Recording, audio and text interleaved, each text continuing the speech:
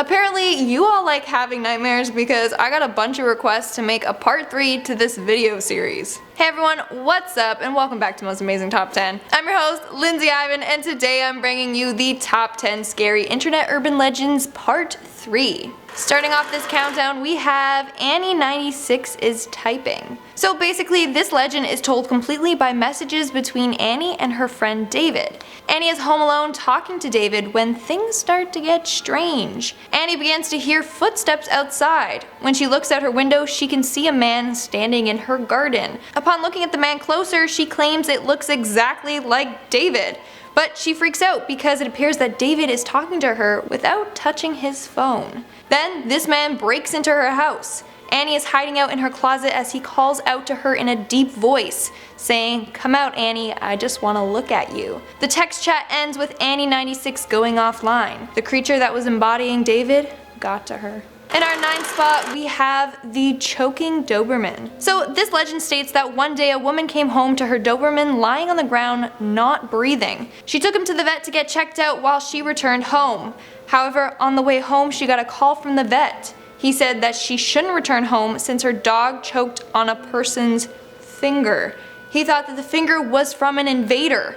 When the police searched her house, she found a burglar hiding in her closet with a missing finger. Moving on to number 8, we have Kissarashi Station. So this legend started when a user posted on a forum called Post About Strange Occurrences.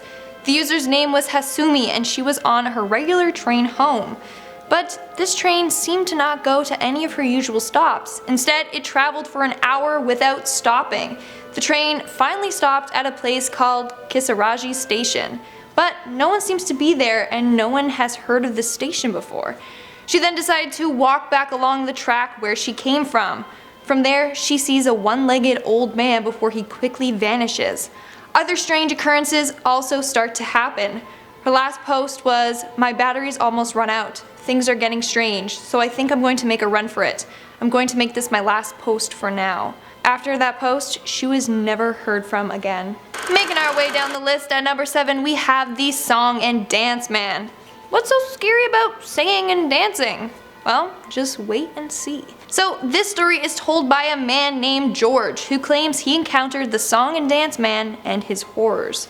Basically, this was a tall, gangly man with long, 6-fingered hands. I think that rhymed.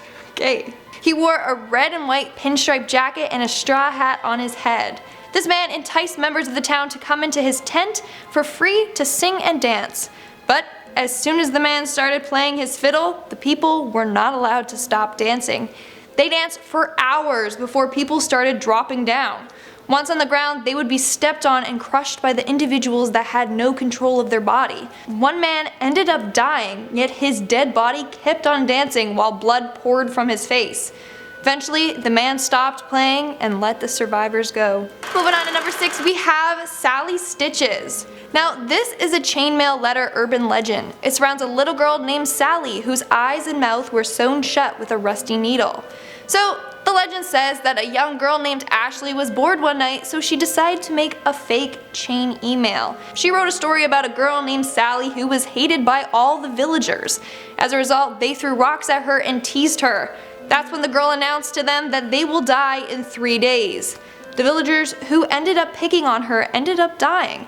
That's when she was tied down and sealed into a mine forever, with her eyes and lips sewn shut. She finished this email with, "Send this to 12 people or else she will appear by your bed tonight with a needle in her hand." Her friends fell for it and sent the emails to their friends, including Ashley. But Ashley didn't forward the emails because she knew it was fake. However, that night she was greeted by Sally Stitches, holding a rusty needle in her hand. So, Ashley made up a story and it came to life. That's what you get for making chain emails. Don't send them, they're annoying. We are now at our 5th and halfway point with the correspondence. This urban legend is in the form of an email thread between Ross and Sean. Sean goes on to tell his friend about a weird instance of a woman following him around and watching him from inside his house. Things start to get creepier when he says that the lights in his house keep flickering and his computer is typing stuff on the emails all by itself. Then Latin phrases start to appear in his emails. One of them says, "He who will watch you burn for an eternity." Or, "Bloodstains on the walls, what a beautiful thing." The thread ends with him claiming that he saw the old woman's face on his computer monitor. Then he says someone is in his home. So who was this woman? And did it get to Sean? Who knows? Probably. Moving on to number 4, we have the story The Teeth.jpg. This legend surrounds a group of friends, the narrator, Josh, Lily, and Daniel.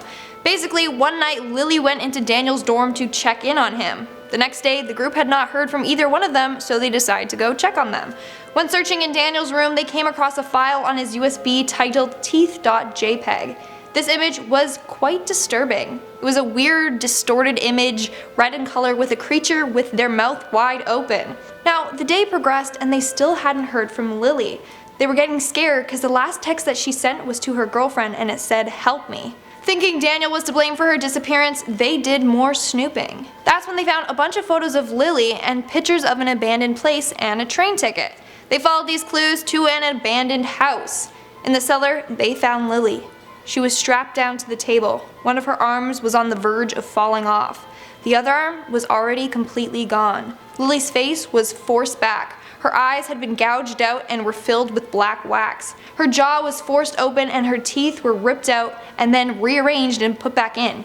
Turns out Lily was the girl in the photo on the USB, and Daniel had tortured her, and he claims that it was for the sake of art. In our third spot, we have room 733. So this legend surrounds 2 college roommates, Lydia and Becca.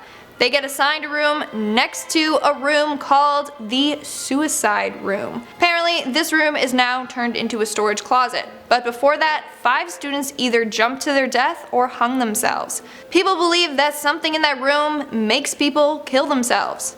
The girls end up hearing weird stuff every night, from scratching on the walls to the windows opening and closing to whispers. One of the girls even looked under the door to see a large yellow eye staring back at her. After multiple failed attempts to get their room reassigned, Becca decided to investigate. That's when she found out that the school underwent construction to build another hall. As a result, they moved the room numbers down, meaning that in reality, Becca and Lydia were staying in the suicide room. When she returns to her dorm, she discovers that her roommate Lydia had jumped to her death. This legend is actually really well done. I think it would make a great movie. Up next at number 2, we have the No End House. Basically, this legend surrounds a man named David who decided to embark on the task to reach the last room in a place called the No End House. All he had to do was get through each room and he would be rewarded with $500. Easy, right? But little did he know how much he was in for. The first couple of rooms he claimed were the easiest. Seems like it was just decorated with cheap Halloween decor. Door 3 was when everything changed. The room was filled with shadows, yet David didn't have one of his own. Door 4 was completely pitch black and filled with dead silence. He couldn't hear or see anything. He couldn't even hear his own breath. Door 5, he was struck with the sensation that bugs were crawling all over his body. He could hear and feel them, but he couldn't see anything. He continues through all the doors until he reaches door number 9. In that room, he says he was in hell. When he finally escaped, he took the money and returned home, until he saw the number 10 etched into his front door's house. So, what do you say? Would you be down to go through this haunted house? But it kind of reminds me of the McCamey Manor house, if you guys know what I'm talking about. And in our number 1 spot, we have Dear David. So this story was posted in a forum of tweets from a man named Adam Ellis.